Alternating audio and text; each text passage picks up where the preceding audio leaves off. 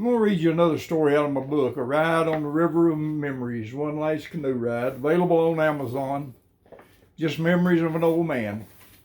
When time was right. The golden years, 40s, 50s, 60s, even into the 70s. Things were different in America then. And the way of life, to me, was wonderful because I had a good childhood that you may not have had. And if you didn't, I feel sorry for you. But I did.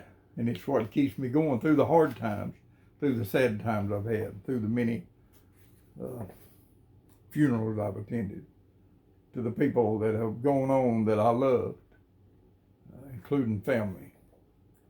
So I cling to the good times.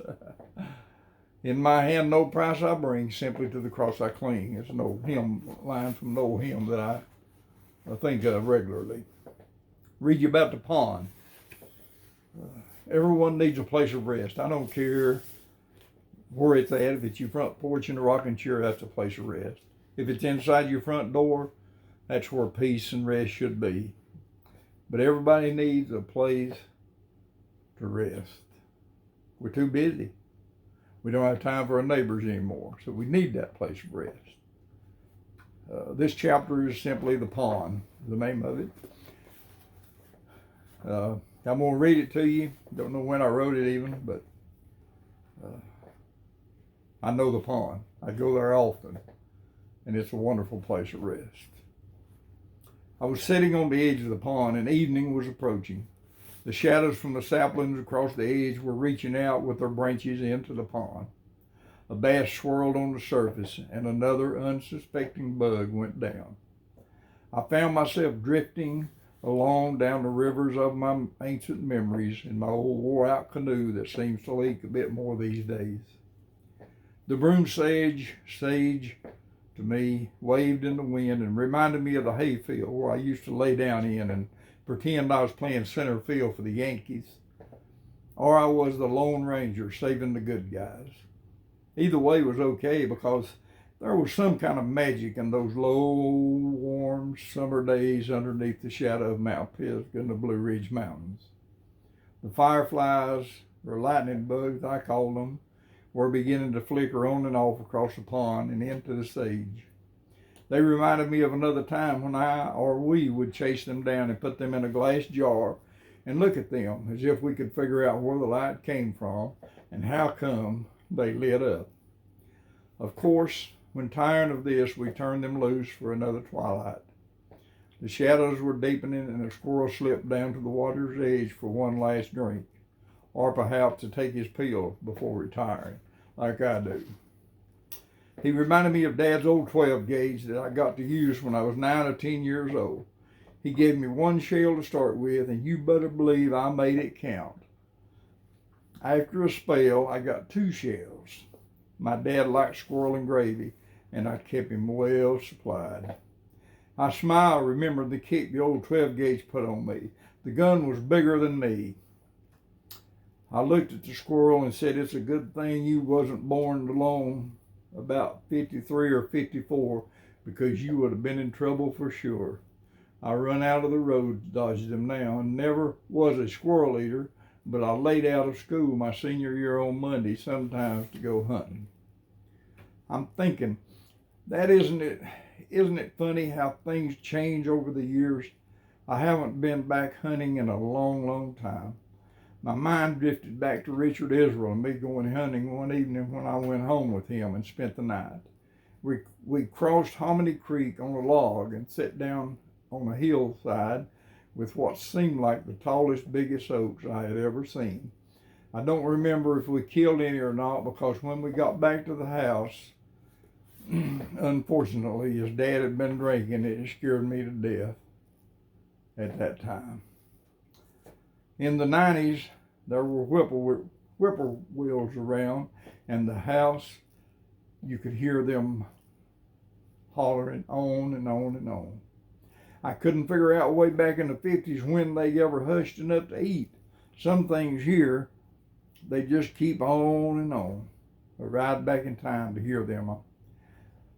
I wish the shadows are deeper Davis Creek and the water snakes aplenty, laying on branches and sliding through the water. We used to hunt them with a .22 pistol, and there were lots of them. No more. You seldom see one now. Across the pond, a mother mallard is leading 4 little ones through the water. It is a beautiful sight, with the shadows and occasional splash from a bass, hunting and catching supper. Reminds me of another time when Mom would open the screen door on the back porch and call me to come in, either for supper or because of darkness, like now here on the pond. Wouldn't you like to hear someone call you to come? It's supper time again. But getting back on the ducks, seemingly sliding across the water to a safe place for nighttime. On the surface, they are so pretty, but it is what goes on underneath the surface that interests me. Their webbed feet are paddling furiously, especially the little ones trying to keep up. It takes me back to different areas of my own life. Look good on top, working foolishly and crazy underneath, trying to put on a front or impress someone. How many times have I paddled contrary to the wind and never got anywhere?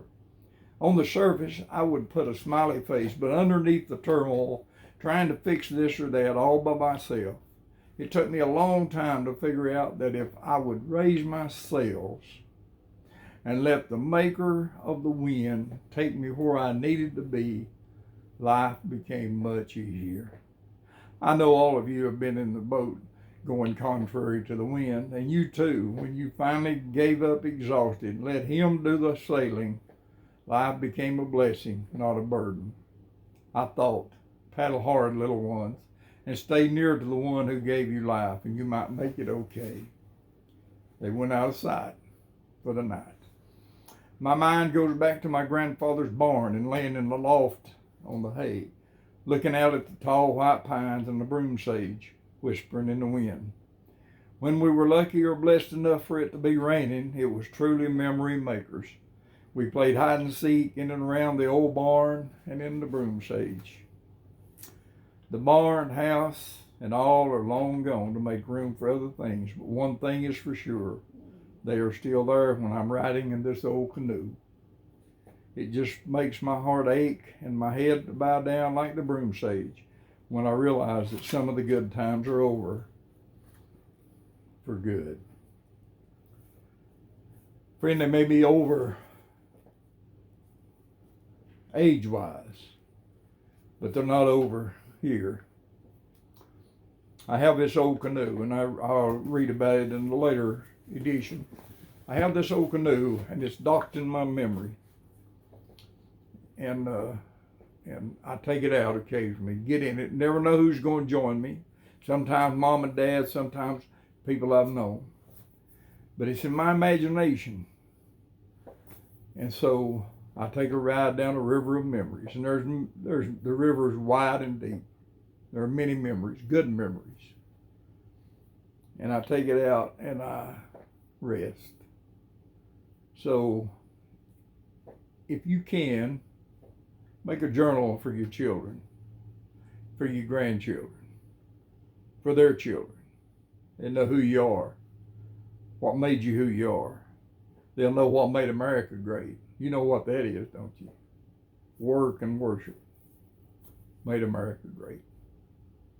You be blessed today. I hope you enjoy this. Try the book out. It's on Amazon. A Ride on the River of Memories, One Last Canoe Ride by Jack Burris. It's a pretty good book. Thank you.